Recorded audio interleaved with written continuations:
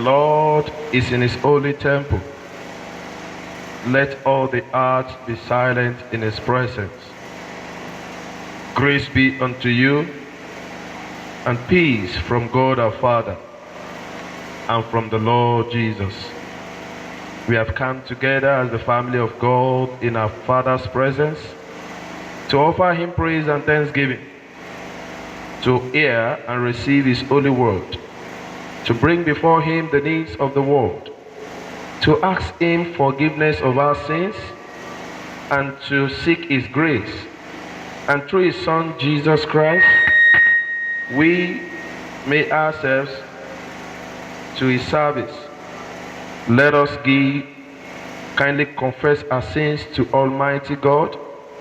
If we say that we have no sin, we deceive ourselves, and the truth is not in us. Let's go kneeling. Let us humbly confess our sins to God, saying together, Almighty God, our Heavenly Father, we have sinned against you and against our neighbors in thoughts and word and deed, through negligence, through weakness, through our own deliberate faults.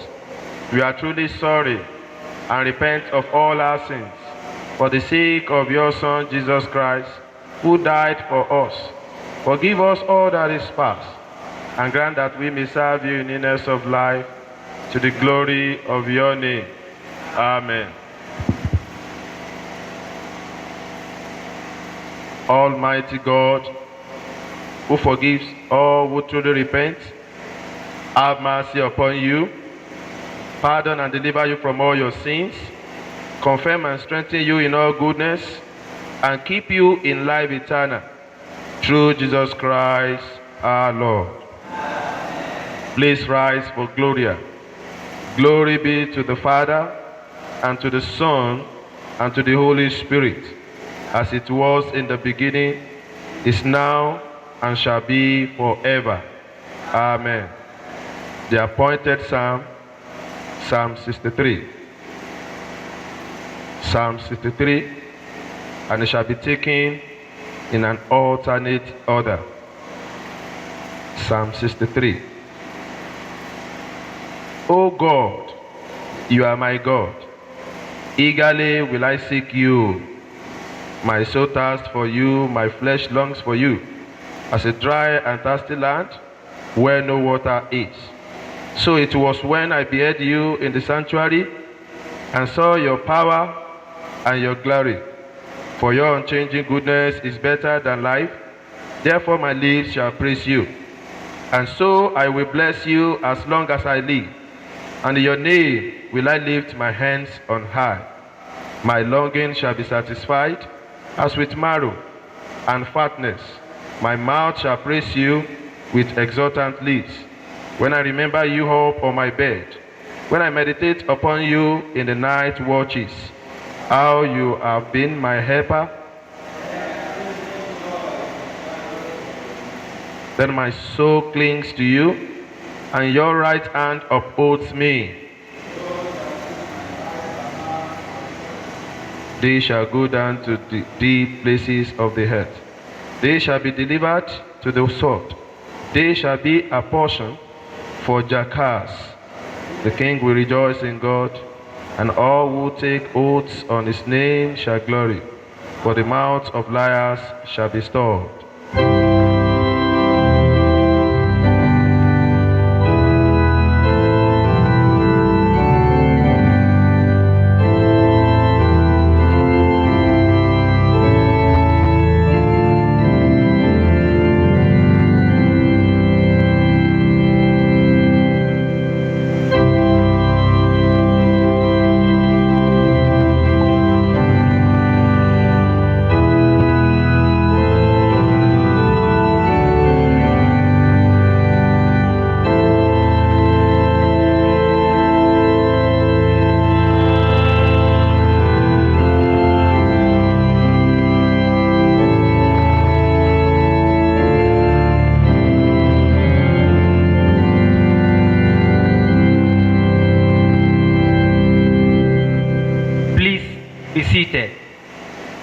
The first lesson for this service is taken from the book Deuteronomy, chapter 6, beginning at verse 3.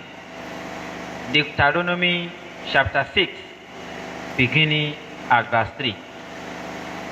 Hear therefore, O Israel, and observe to do it, that it may be well with thee, and that ye may increase mightily, as the Lord God of thy fathers hath promised thee, in the land that floweth with milk and honey. Hear, O Israel, the Lord our God is one Lord, and thou shalt love the Lord thy God with all thy heart, and with all thy soul, and with all thy mind. And these words which I command thee this day shall be in thy heart. And thou shalt teach them diligently unto thy children, and shalt talk of them when thou sittest in thy house, and when thou walkest by the way, and when thou liest down, and when thou risest up. And thou shalt bind them for a sign upon thy hand, and they shall be as frontlets between thine eyes. And thou shalt write them upon the posts of thy house and on thy gates. This is the word of the Lord.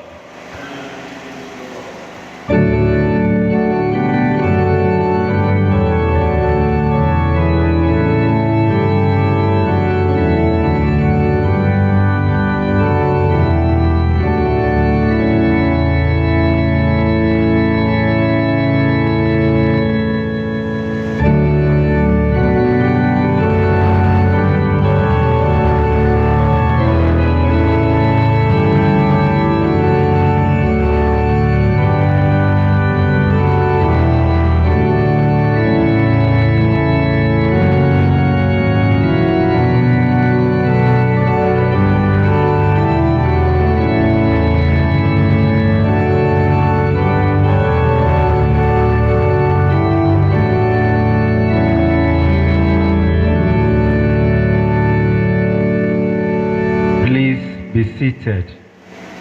The second lesson is taken from Matthew chapter 22. We commence the reading from verse 34. Matthew chapter 22, commence the reading from verse 34. But when the Pharisees had heard that he had put the Sadducees to silence, they were gathered together. Then one of them, which was a lawyer, asked him a question, tempting him and saying, Master, which is the great commandment in the law? Jesus said unto him, Thou shalt love the Lord thy God with all thy heart, and with all thy soul, and with all thy mind. This is the first and great commandment. And the second is like unto it, Thou shalt love thy neighbor as thyself. On these two commandments hang all the law and the prophets. This is the word of the Lord.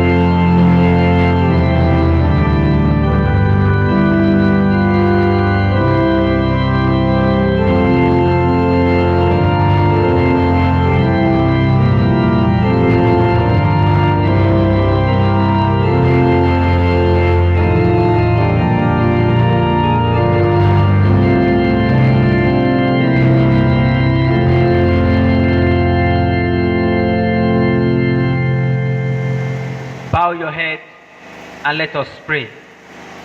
Eternal God, we appreciate your goodness this morning. Thank you for your faithfulness and your mercy. Be exalted in Jesus' name.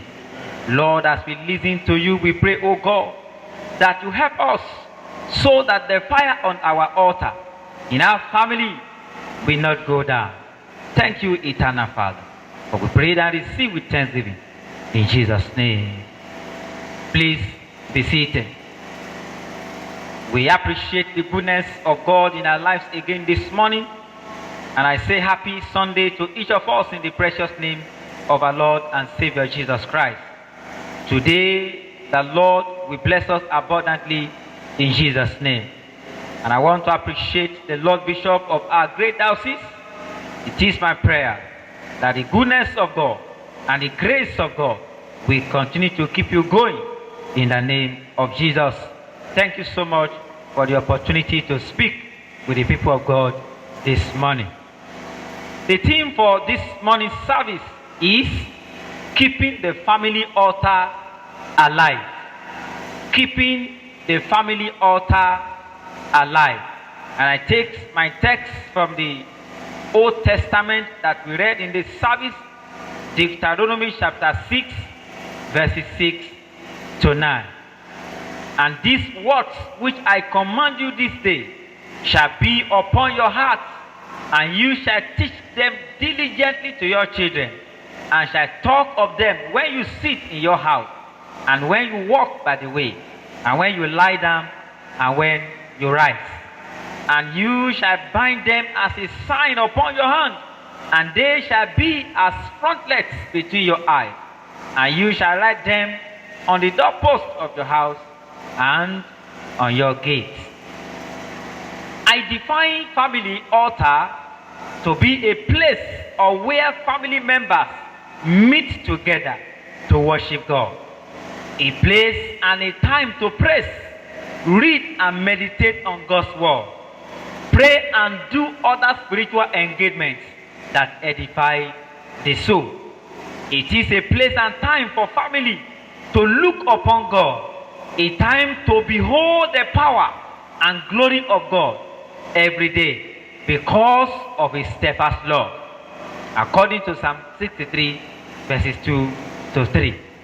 Please note that family altar is not a place where we should visit God occasionally in times of trouble or need. The presence of God must be the central focus of our existence. All of one's life must be consumed with the presence of God. Psalm 63, which we read at this service, verse 1 says, O God, thou art my God, I seek thee. My soul thirsts for thee, as in dry land, and weary land where there is no water. Our heart must be thirsty to the Lord each morning and every day. Therefore, to keep the family altar alive is to have an unbroken fellowship and relationship with God in the place of prayer. To keep alive is to dwell and abide in Christ. According to Psalm 91 verse 1 following, the Bible says, he who dwells in the shelter of the Most High shall abide under the shadow of the Almighty. Many family do many things together, nearly every day, even with the children and other members of the family. For instance, they eat together. They do a lot of things together. They watch films together. In fact, some go for shopping nearly every day together, and etc. But they fail to build an altar where they can meet together as a family every day to worship the living God, the creator and preserver of their life. They neglect the family altar, a place they can draw the living water to refresh their soul on daily basis. No doubt, some family go to church or fellowship center together. But the truth is that in God's divine organogram, the first altar to meet with God is the family altar.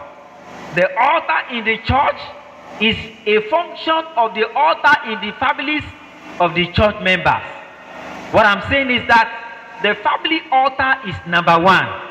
The second altar is that of the church. But many people, they neglect the first altar, which is the family altar. In our text, in the book of Deuteronomy, chapter 6, from verse 1, the Bible says, God gave each family in the assembly of Israel his commandments, the statutes and the ordinances. He gave them the charge to their son, and even their son's son, to keep all his statutes and his commandments all the days of their life. They are to teach their children diligently all that he commands. They shall talk of them when they sit in their house, when they walk by the way, when they lie down, and when they rise. That is, in the morning and in the evening. It is a daily, continuous assignment that God gave to each family. People of God, to neglect this duty that God has put into the hands of the family, especially the head of the family, is to miss the blessings that is attached to it. Take it again. To neglect this duty that God has put into the hands of the family, that is, to have a fellowship with God in the morning and evening, is to miss the blessing that God has attached to it. The lack of disciples of Jesus Christ that we have in our generation today, one of the reasons is our failure to have family altar that has the fire and life of God. There is need to go back to the time of our fathers and mothers of faith, in which early morning and evening prayer is a must for every member of the family. We are gradually losing this thing that God has put into our hands. Early morning prayer, evening prayer is no more in many of our family. We need to go back to it. At this time, the family come together to worship God, to praise God, to sing hymns, and memorize verse of the scripture. The word of God are studied together, which help to draw one's heart into the everlasting life. People of God, the decadence and uncultured attitude of children and youth that we have in our society today, is it not because of the slackness of the family altar? Is it not because there is no fire on the family altar? It is my prayer that God will help us in the name of Jesus. Let us look at some of the blessings and benefits of keeping the family altar alive. Number one, unity. There is a saying which says, a family that prays together stays together. So there is the need for us to meet together to have unity. And when you talk about unity, there will be unity of purpose in everything that goes on in the family. Number two, the love of God and love for each family member is enhanced. The second lesson we read in this service, Matthew chapter 22, verse 37. The Bible says, and he said to him, you shall love the Lord your God with all your heart, and with all your soul, and with all your mind. This is the great and first commandment. And the second is like, you shall love your neighbor as yourself. As a family altar, the love of God and love for each member is enhanced. Number three, family altar help in growing to the knowledge of God.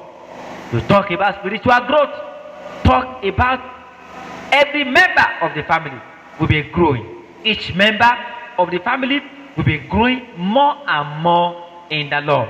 Also, anyone who is weak is being strengthened in the place of prayer at the family altar.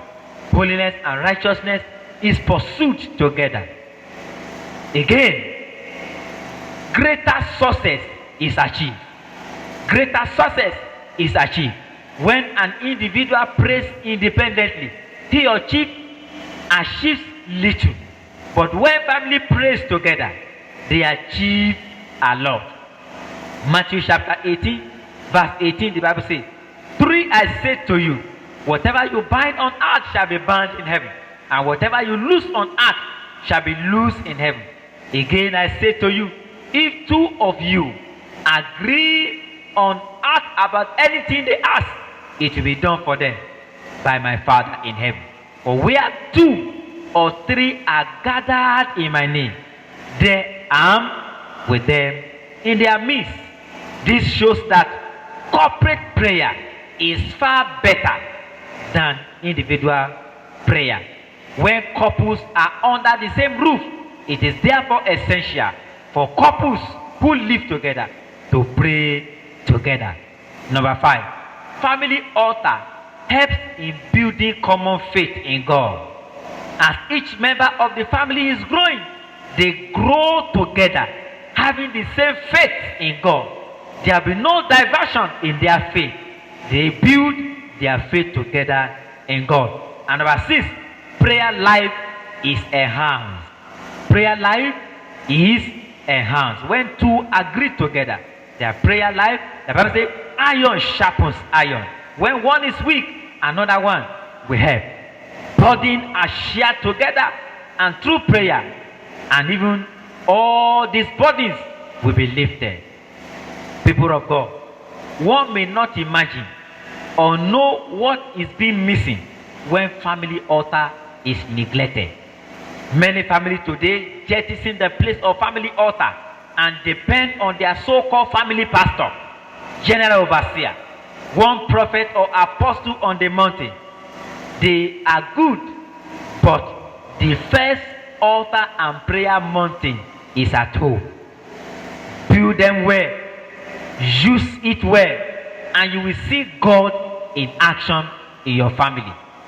If our society is going to be changed for better, the place of family altar must not be neglected. I charge all families, read and meditate on the word of God with your children. Pray with them, train them, make them, and each member of the family to tread on the path of godliness and righteousness. Don't leave your responsibility to the hand of your pastor or their teacher in school alone, or in the hand of your housemaid who will teach them wrong things. Be spiritually alive and alert. I ask you, brethren, is the fire on your altar family going deep or already quenched? Rise and put fire on it. Is your own family altar not having altar at all? Go and build one today, and you will see God in action over the long issue you have in your mind that are yet to be settled. All of them will be settled when you build a family altar in your own house. I ask everyone to arise this morning to go and strengthen and build their family altar.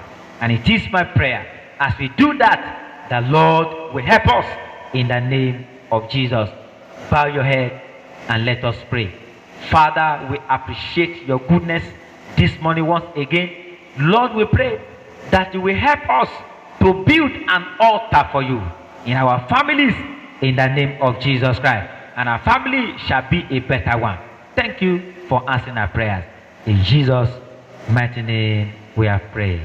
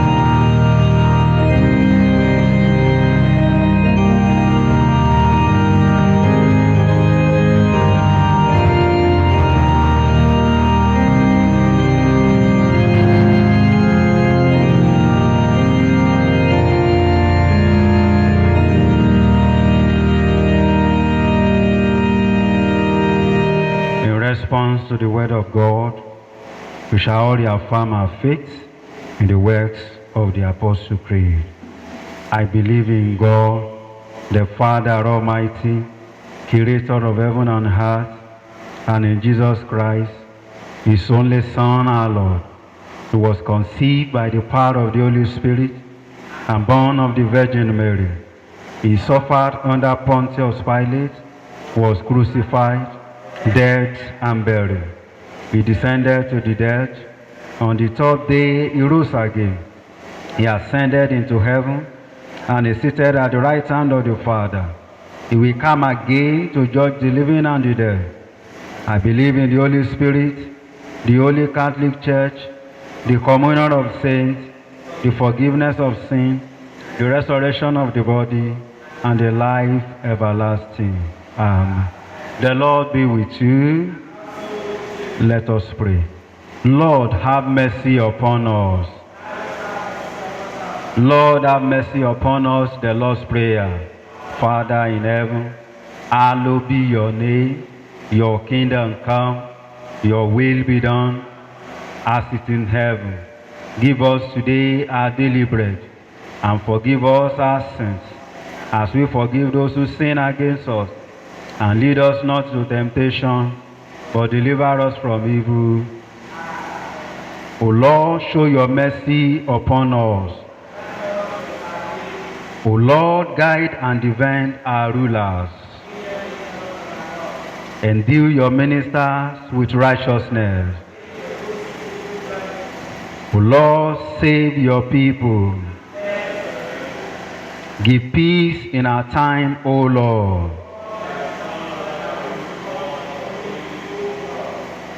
O God, make clean our hearts within us.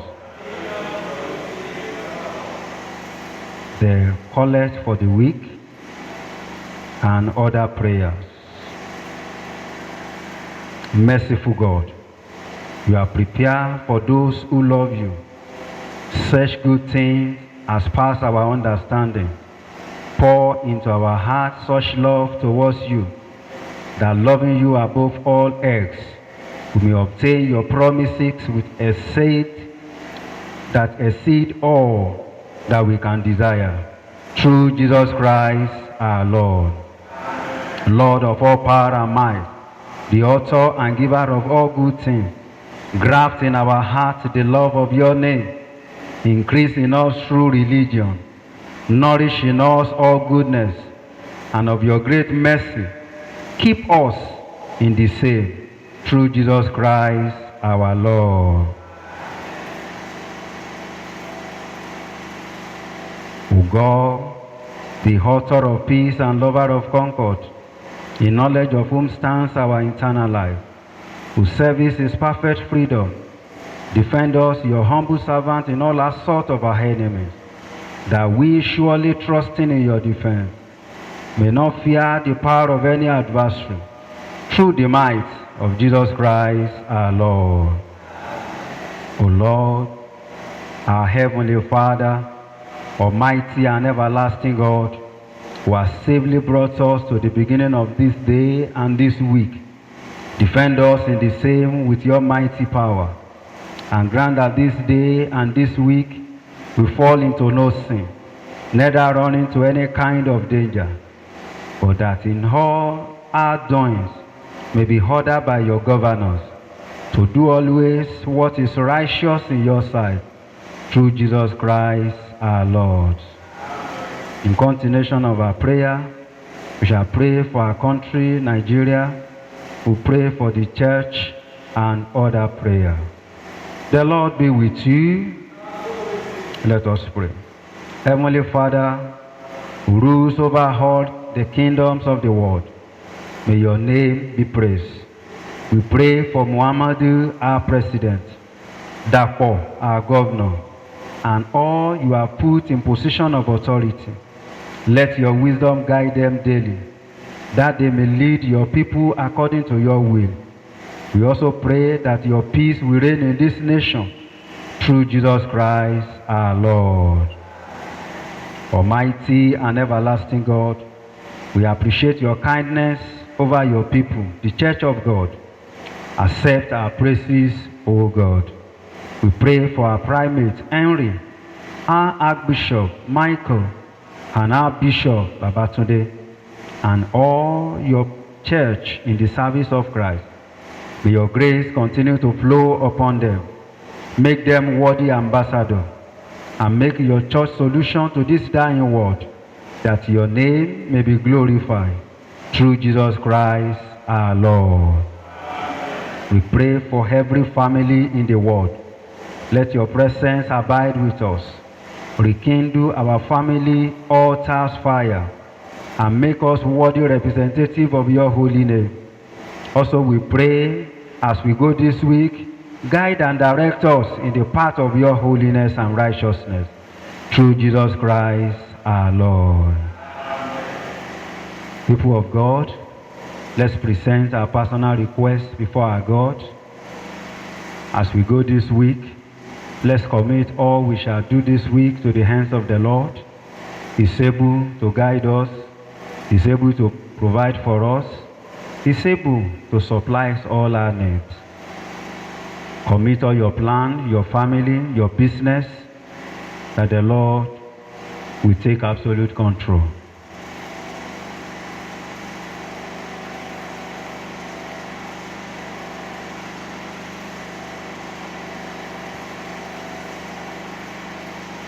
Let's begin to bring our prayer to a close. Lord, in your mercy, Almighty God, you have given us grace to bring before you with one accord our common supplications. And you promise that when 2 or 3 are gathered together in your name, you will grant their requests. Fulfill now, O Lord, the desire and petition of your servants, as may be most expedient for them, granting us in this world knowledge of your truth, and in the world to come, the fullness of eternal life. As a family of God, let's say the grace together. The grace of our Lord Jesus Christ, the love of God, and the fellowship of the Holy Spirit be with us all evermore. Amen.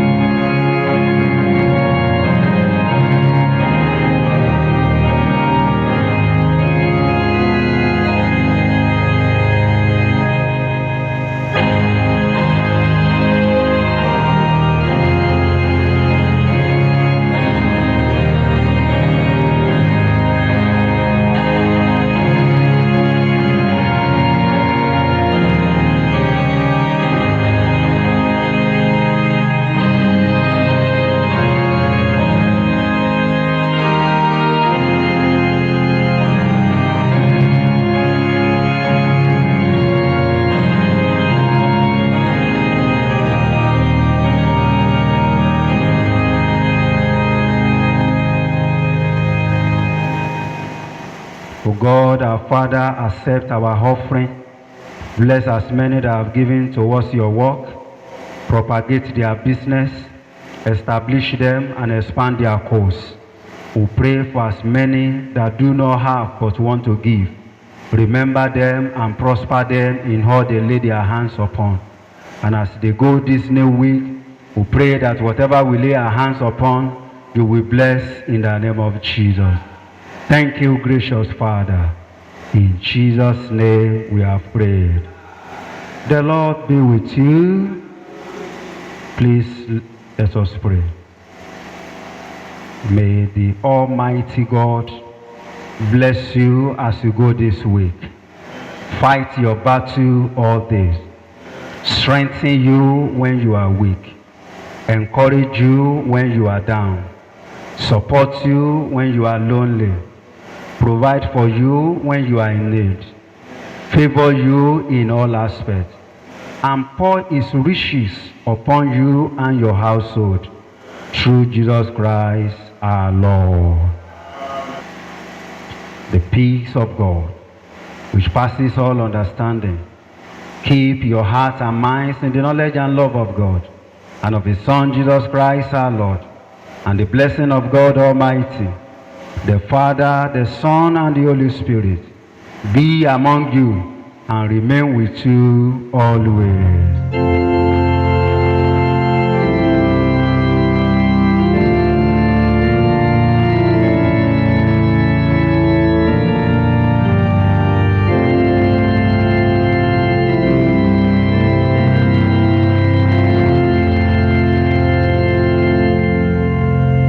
Second Corinthians chapter 5, verse 15, verse 17. Therefore, if any man be in Christ, he is a new creature. All things are passed away. Behold, all things are become new.